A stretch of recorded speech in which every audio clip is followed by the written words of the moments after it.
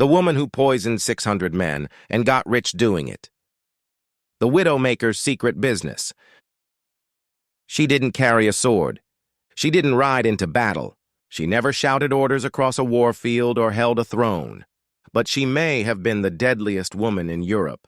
Her name? Giulia Tofana. A name whispered in fear, never spoken aloud in public. Because to say it meant you knew what she sold. And what she sold killed husbands. Giulia Tofana ran a business, but not just any business. She sold poison, not messy, obvious poison. Not something you'd taste. No. Giulia sold aqua tofana, a clear, odorless liquid that mimicked a slow, natural illness. It could be slipped into a drink, stirred into soup, or hidden in a beauty bottle. One drop at a time. No pain, no blood, just a quiet death. To the outside world, she was a widow, a cosmetics seller. But behind closed doors, she was the CEO of an underground death network. And her clients? Desperate women, women trapped in violent marriages, women with no power, no options, and no legal escape. And Giulia gave them a way out, for a price. Some say she helped over 600 women get rid of their husbands. And the strangest part? For years, she got away with it. This is not fiction. This is the real story of how one woman built a poison empire and turned murder into a business plan. Death in a perfume bottle. Aqua Tofana was not made in some dark alley. It was crafted like fine art, precise, clean, and incredibly effective. The ingredients? Arsenic, lead, belladonna, all colorless, all tasteless, all perfectly blended to mimic the symptoms of a natural illness. One drop wouldn't kill, but 3 or 4 over a few days, it would make a man look like he had a slow fever. Lethargy, dehydration, organ failure. And the best part, if you're the one doing the poisoning, you never even had to be in the room. Giulia didn't sell her poison in vials marked danger. She packaged aqua tofana in perfume bottles. She labeled it as holy water or facial cleanser. Sometimes it came hidden inside powdered makeup kits. To the world, she was a woman helping other women look beautiful. But her real customers knew the truth. That bottle wasn't for the face. It was for freedom. Aqua tofana worked slowly and quietly. It didn't arouse suspicion. By the time the victim died, it looked like illness. And most doctors at the time couldn't tell the difference. No screaming, no vomiting, no blood. Just a pale face, a weakened body, and a widow with a clean alibi. The authorities didn't even know aqua tofana existed.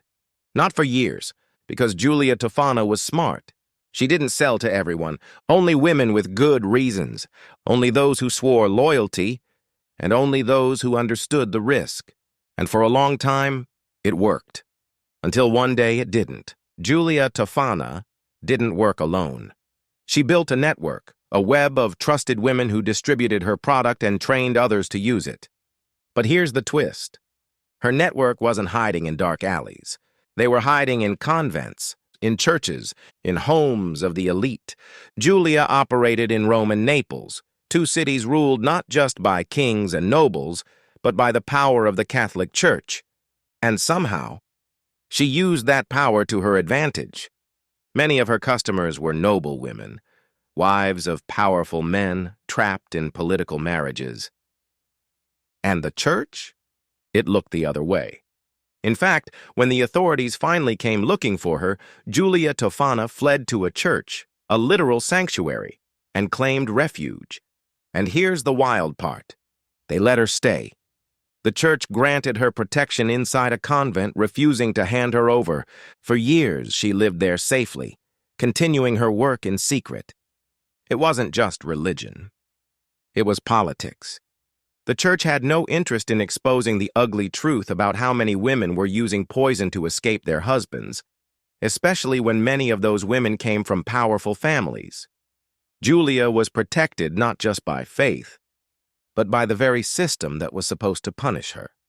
And that gave her time, years of it, to keep running her operation under the radar.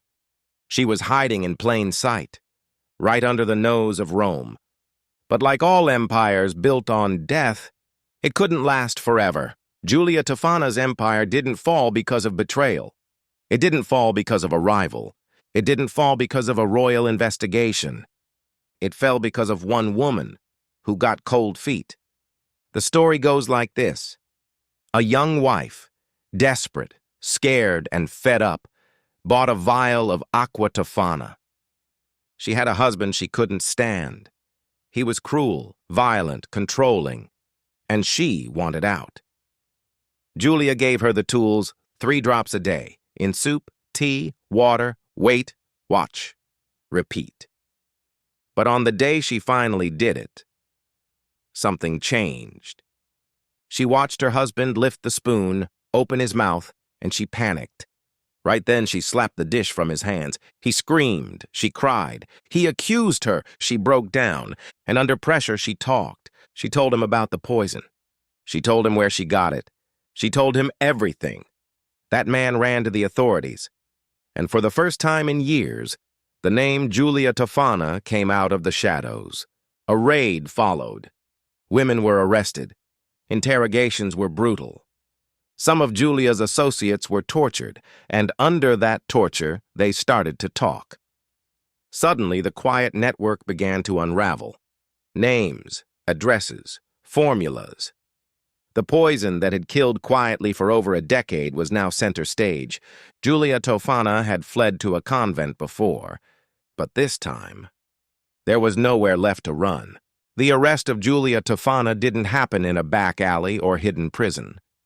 It happened inside a convent, in the heart of Rome, dragged out from sanctuary, publicly exposed, and now, for the first time, interrogated under the full weight of the law. And Rome didn't know what to do. Because what came out in that interrogation wasn't just a murder charge. It was a map of mass homicide, stretching across cities, across years, across classes. Giulia admitted to some of it, but others filled in the rest. Under torture, her associates confessed that they'd helped sell poison to women all across Italy, Naples, Palermo, Rome, wherever husbands were cruel and wives were desperate. They named names. They described symptoms. They recounted the exact formula for aqua tofana, the slow-kill liquid that mimicked natural illness perfectly. Authorities were stunned. 600 deaths, possibly more. It was one of the biggest serial poisonings in European history. And worse, most of the victims were noblemen, which meant this wasn't just a murder scandal. It was a political embarrassment. Wives of senators, barons, generals, men who ruled with absolute control, brought down by soup. The church was mortified. The courts were overwhelmed. Rome was embarrassed. This wasn't just about punishing Giulia. It was about burying the shame. So the trial became less about justice and more about control. But the damage had already been done. The secret was out, and the empire of aqua tofana had left a death toll no one could deny. Giulia Tofana sat in prison, beaten, interrogated, condemned. She was the mastermind, the chemist, the merchant of death. But what about her customers? The women who bought the poison, used it, stirred it into tea and soup and wine, 1 drop at a time. Over 600 husbands didn't die by Giulia's hand. They died by their wives, and yet, the vast majority of those women vanished. Some were arrested during the investigation. A few were executed. More were questioned and released. But most, they simply disappeared. No trial, no record, no punishment. Because here's the thing, the authorities weren't just afraid of murder. They were afraid of what it meant. To admit that hundreds of women were willing to kill their husbands meant admitting something worse, that these women were trapped, abused, powerless under the law, and desperate. It meant admitting that the system had failed them so completely. They turned to murder as their only option. Rome didn't want that headline. So quietly, dozens, maybe hundreds, of these women were allowed to walk free. We don't know their names. We don't know where they went. But we know one thing. They lived. Their husbands didn't, and they owed it all to Aqua Tofana.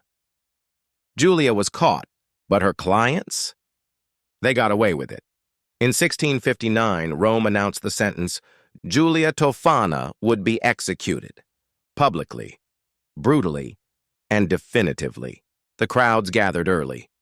They wanted to see the witch, the Black Widow, the Angel of Death. They wanted a show. What they got was a woman, older, worn, calm. Not a monster, not a sorceress, just a quiet widow who sold freedom in a bottle. She didn't beg, she didn't cry. She walked to the scaffold with her head high and her secrets buried. Beside her were three of her closest accomplices, women who had distributed Aqua Tofana for years. They too were condemned. They were hanged in the Campo dei Fiori, the public square in the heart of Rome, the same square where books were burned and heretics silenced. And as the trapdoors dropped and the bodies swung, the crowd cheered. It was over. The poison ring had been crushed. Order was restored. But within days, something shifted. People began to whisper, what about the others? What about the wives? What about the nobles who had quietly used Aqua Tofana and never faced justice? What about the church that protected her? What about the men who died and no one even noticed? The cheering turned into questions, and those questions turned into shame. The city had executed a woman not just for what she did, but for what she represented. Giulia wasn't just a killer. She was a mirror, a reflection of a society where women had no voice, and poison was their only power. Rome tried to forget her, but history wouldn't. Giulia Tofana was gone, her body buried, her name blacklisted. The city thought it had closed the book. But Aqua Tofana, her lethal masterpiece, refused to disappear. Because once something works that well, it never really dies. For decades after her execution, whispers of the poison lingered in noble courts across Europe. Some claimed the formula still circulated in secret. Others said women had passed it down through generations, hidden in old beauty boxes or family recipes. Even royals weren't safe. In fact, Napoleon Bonaparte himself was so paranoid of being poisoned by Aqua Tofana that he banned certain cosmetics in his court. In the 18th century, rumors spread that Mozart's death was caused by Aqua Tofana. On his deathbed, he reportedly told friends, "I have been poisoned. I know I must die. Someone gave me Aqua Tofana." There was never proof, but the name haunted people, like a ghost in a glass bottle. And over time, Aqua Tofana took on a new identity. Not just a poison, but a legend. It showed up in plays, novels, operas, Gothic romances. Giulia Tofana had become myth, a symbol of deadly femininity and secret rebellion. Her creation had outlived her city, outlived the world she lived in, and while the formula may have been lost, its reputation only grew. A clear, scentless, tasteless liquid that looked like water, but brought death. Aqua Tofana had become immortal. Aqua Tofana wasn't magic. It wasn't made from spells or curses. It was made from science, centuries before science had caught up. The recipe was deceptively simple: arsenic trioxide, lead acetate, belladonna, also known as deadly nightshade. On their own, each was dangerous.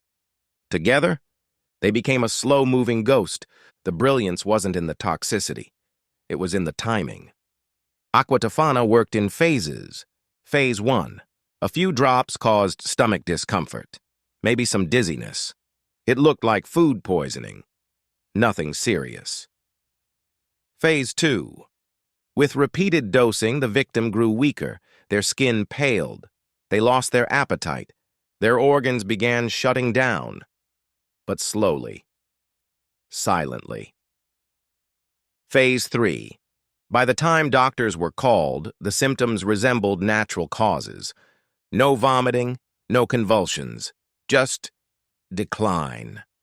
And because 17th century medicine was primitive, most physicians blamed it on fever, ulcers, or spiritual imbalance.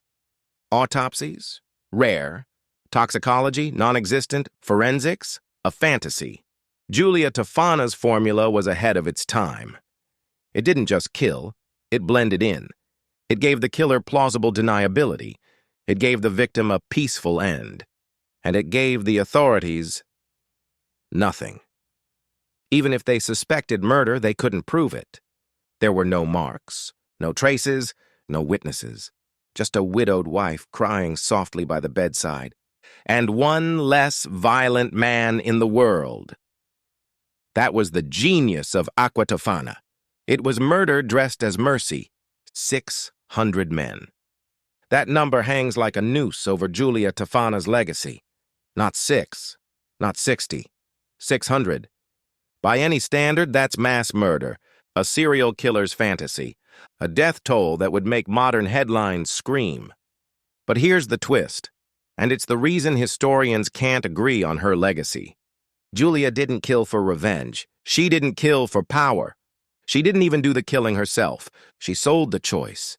Her clients were women, not assassins, not mercenaries, but wives. Wives with no right to divorce.